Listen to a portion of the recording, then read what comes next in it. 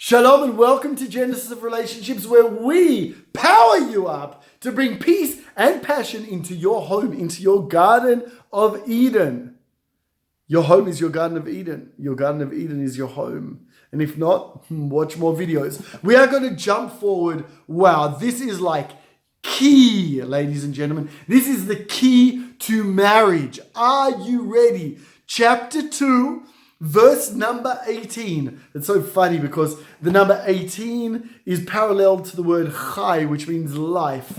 You ready for the life in this? Vayomer Hashem Elokim, and God, the Lord said, Lo tov heyot adam levado. It is not good for the man to be alone. Remember the question we had a while ago? He is with Eve on his back, but he's still alone. If you missed that video, quoting Robin Williams, he said, I used to think that the worst thing in the world was to be alone, but even worse than that is to live with people who make you feel alone. Not good for man to be alone. We will make for him, I will make for him. Lo, I will make for him an ezer kenegdo. I don't know what your translation of ezer kenegdo is. But the correct translation is a helper opposite him. So we're going to focus in on two things. Number one, what is it a man to be alone? Number two, what is a helper opposite him? I gave a lesson a few months ago to an incredible group of women. And we learned this verse. And I said to them in a very soft way, I want to ask you a question.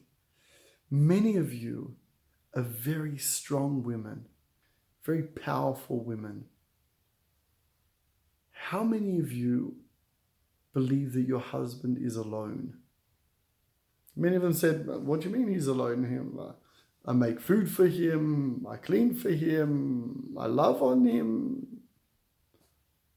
Okay, so in public, do you put him down? Sorry we're late, guys, to the dinner party. He forgot the keys. He couldn't find his glasses. Ooh, feels alone. Yeah, Bob, I don't know what happened. He came up with this crazy business idea and now we're in huge debt. He's alone. It's not good for man to be alone even when he's living with you. And to the men, how many of us go into our cave and make ourselves alone? Even when our wives and our children want to invest in us, want to give to us, want to love us.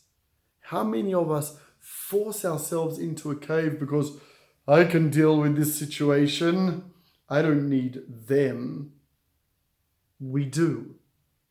God tells us we do. God tells us it is not good for man to be alone.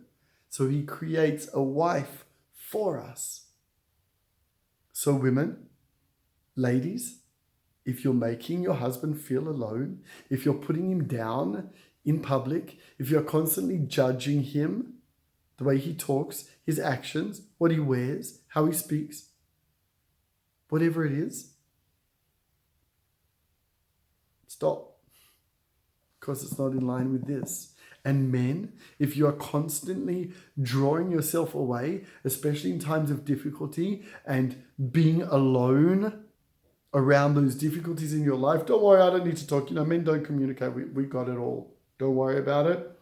It's also not his vision for how we're meant to live. We're meant to communicate. It might be hard for us. We're meant to open up. We're meant to be in touch with our wives and give them our emotions so they understand us. I thought I'd be able to also do help or opposite, but we'll do that in the next video. So I want you guys to do some homework. Sit down with your spouse and ask them, do I make you feel alone? No, not at all. No, seriously, my sweetheart. I learned something on the Genesis of Relationship video. It's so important to me. It's so important to our marriage. It's so important to what God wants for us in this world. Tell me, when do I make you feel alone? Do I put you down and not notice? Do I judge you? Do I put you in a corner? Be truthful with me, my sweetheart, because I don't want to do that anymore. And the opposite, man. Do I go into a cave? Do I push you out of my life? Do I make myself alone? Help me out here, because I want to come in line with his vision of what our marriage should be.